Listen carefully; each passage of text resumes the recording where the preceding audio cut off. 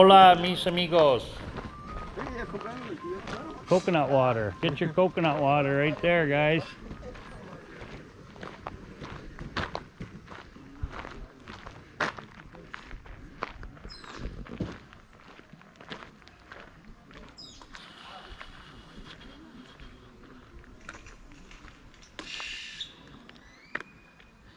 Yeah, this is a cenote that's not accessible.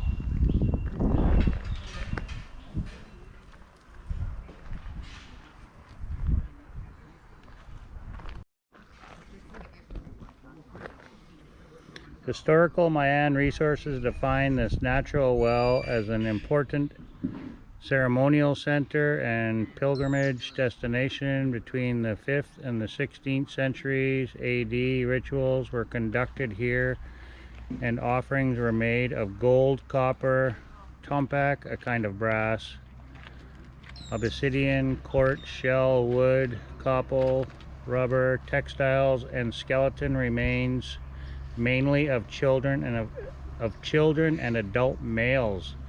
The nearly circular pool is 60 meters in diameter. The distance from ground level down to the water is approximately 22 meters, and the depth of the water is from 6 to 12 meters beyond that.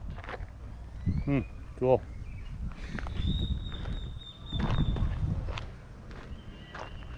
I smell food. I smell barbecue. Eric, I smell barbecue. No, I'm serious. I smell barbecue over here. From somewhere. Somebody's barbecuing something. You can't even see it. No, I don't recall seeing this. We probably never walked down here. I don't recall coming here when we came. You can't even see it? No, they've got it too far away. But maybe up the path you can a little bit. We'll go over here where Milo shit. Ooh, that smells really good. Oh, maybe that's why they're having their own barbecue. Maybe somebody will invite us to a barbecue.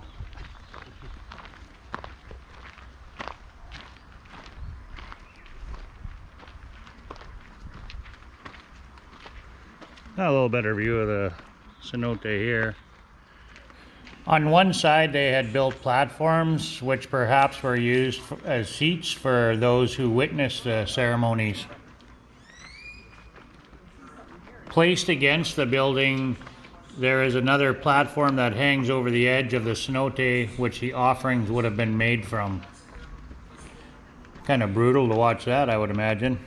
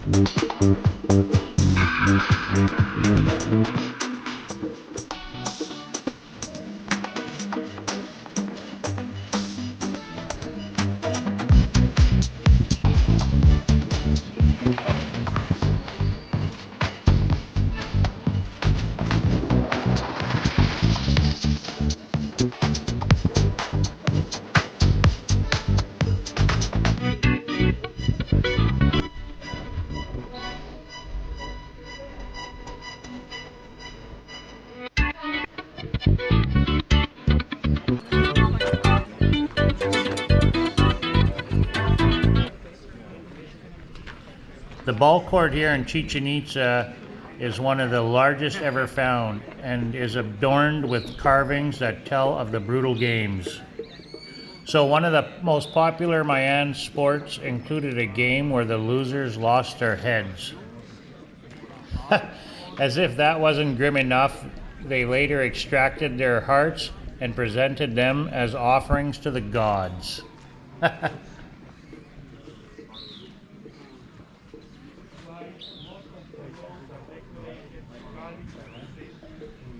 Oh, these are all laced with skulls all the way down. Check that out. The Mayans often use blood to bring their stone structures to life by adding some color. That's pretty sweet. Bright, bright red.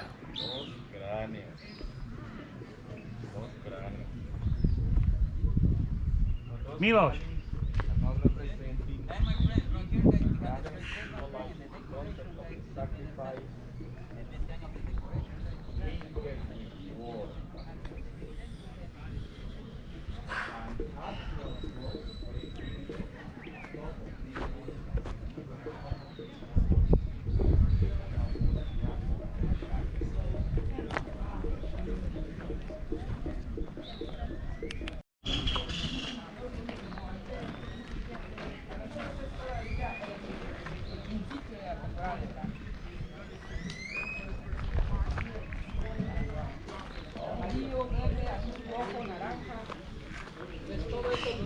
So guys, behind the ball court, but built into the same structure, is a temple of the Jaguar featuring a stone Jaguar throne, which is what we're looking at right here. It's similar but less adorned than the one found inside the temple, the big temple.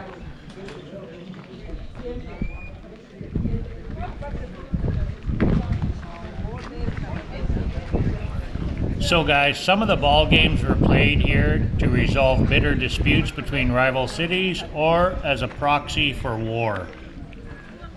So the Maya also saw the game as a battle between the gods of death and the gods of life, or between the gods of, or between good and evil. They also saw it as a reminder of the hero twins who overcame death and became demigods themselves. Rather interesting, I would say. So I got the name of the ball court in Mayan, but I'm just going to give you the English name. So I'm not even going to attempt to try to say this one, I'll just butcher it. So the English meaning of it anyway is Place of the Ball Game Gods. That's the English name, translation I guess. And the game that they played, they called it Pok-ta-Pok. So the ball court measures 166 meters long and 68 meters wide. As you can see here, as I walk down into the middle of the ball court here and get to the end, it's pretty fair size. It's massive.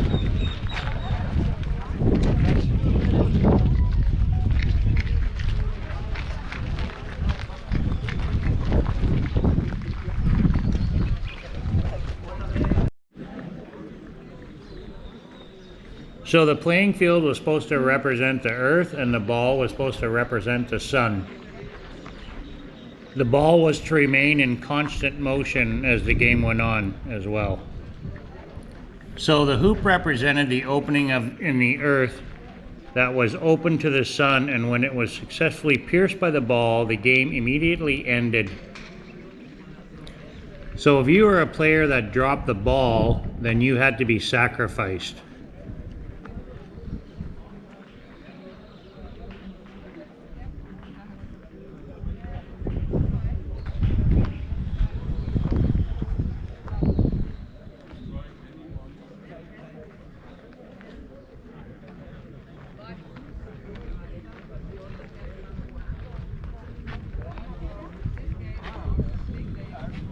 Okay, right up here you'll see the ring to the left that's made of stone. A little bit hard to tell in the video, but you can make it out. Perfectly round. It's too bad I didn't get a better shot of it. Sorry about that, guys, but that was it.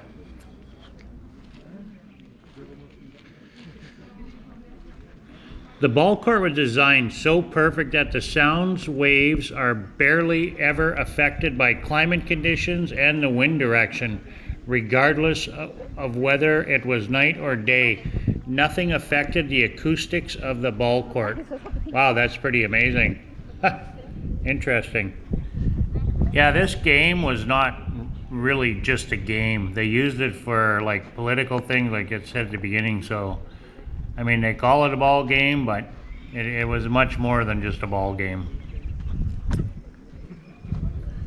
There was actually 2 of those hoops too. There was one on the other side as well, so just so you're aware. I didn't get over the other side. It was quite busy, but really wasn't much to see. It was pretty much the same, but you know, there was 2 of those hoops.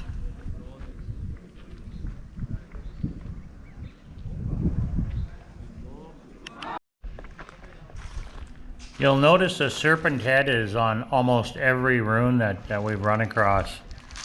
It's very symbolic.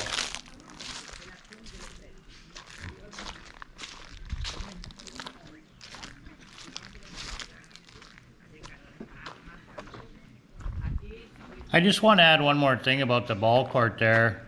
It said, although there is a myth surrounding the game that the winning captain of the team is sacrificed, experts on the other hand believe it was the other way around. That's rather interesting. You're done with that, I assume? There's a little bit left if you want it. There's the garbage over there, babe.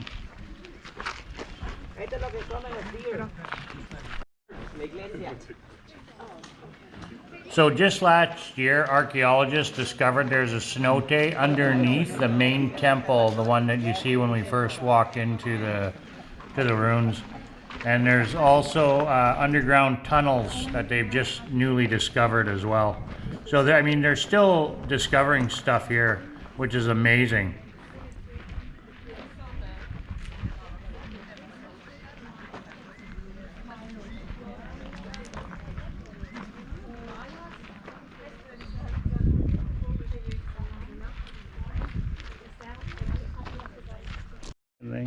I still got to learn how to use this thing better.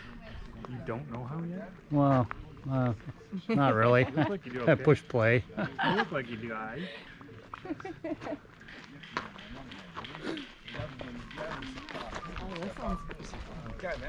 Là, on voit le serpent, la tête du serpent, et au-dessus, on le plume. Hein? Parce qu'en maya, en nahuatl, c'est Quetzalcoatl, et en maya, Kukulkan. C'est plus facile en maya. Kuku, c'est l'oiseau, Kan, c'est le serpent. Dans beaucoup de civilisations, Kan, c'est le serpent. Voilà, serpent à plume. Canne, ah oui, c'est vrai. Ouais.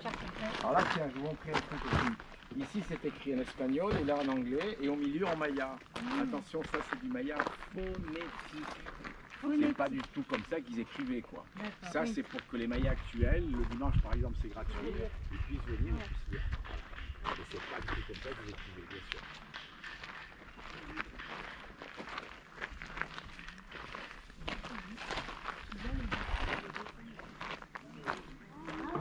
I'll go over here first.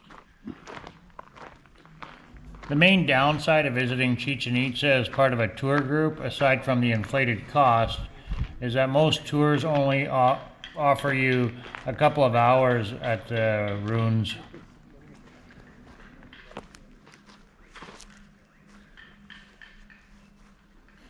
We wandered around here for a minimum of 3 hours. It was probably over 3 hours. I wasn't timing it, but we were there for quite a while. It was definitely over 3 hours. So guys, I'm not going to get too much into this one here, but this is called House of the Grinding Stones. These form a series of chambers which must have been served as residence for people or families related to the upkeep and ceremonial use of the ossuary complex. Now this dates back to 900 to 1200 AD.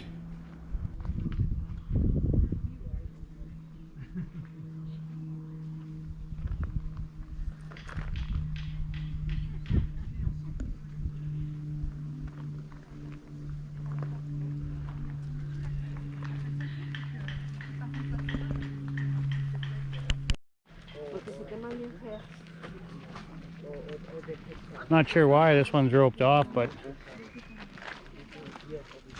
that's too bad. Rip off. Rip Rope off, yeah. off, rip off. Yeah. Maybe it loops around to the other side.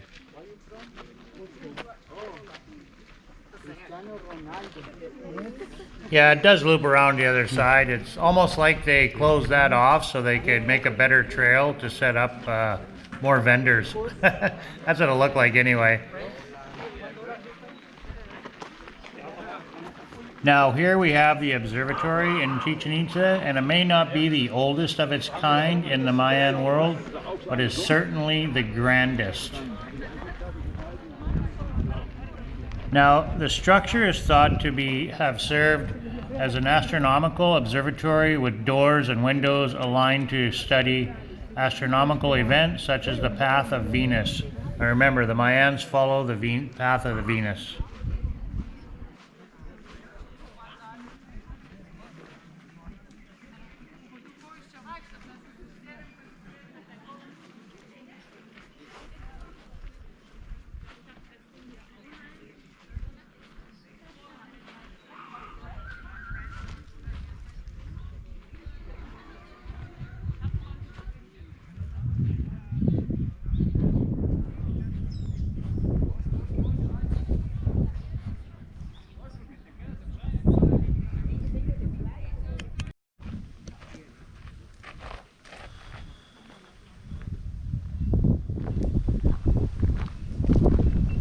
It's baby powder time.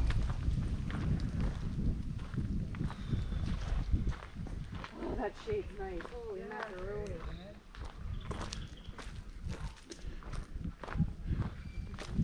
Yeah, when you come here to Chichen Itza, bring lots of water. And if you're on a budget, bring a snack or lunch from home, because it's expensive. We spent 20 bucks Canadian on a snack bar.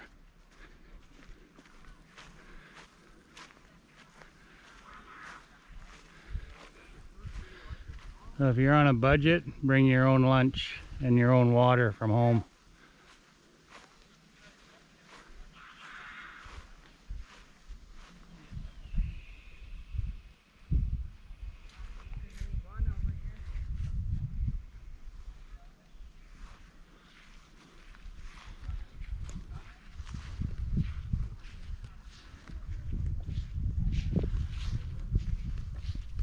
Okay. You could charge it in my car, and I brought an extra battery.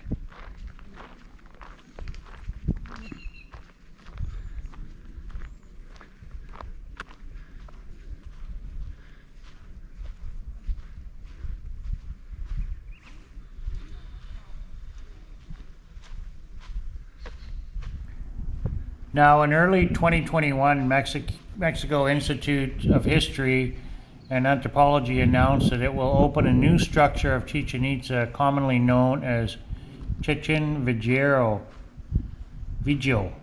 Sorry, I'm probably pronouncing that wrong. Or Old Chichen, to the public in 2022.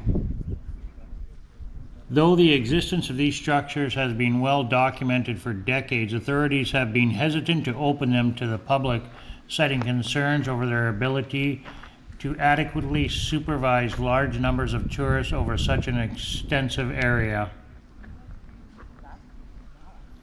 Okay guys, thanks for following along. I'm really sorry about the abrupt ending there, but my battery had died and I wanted to save battery life for the Cenote. So if you guys like our content, please hit that subscribe button. We truly appreciate it, and do us a great huge favor and hit that like button.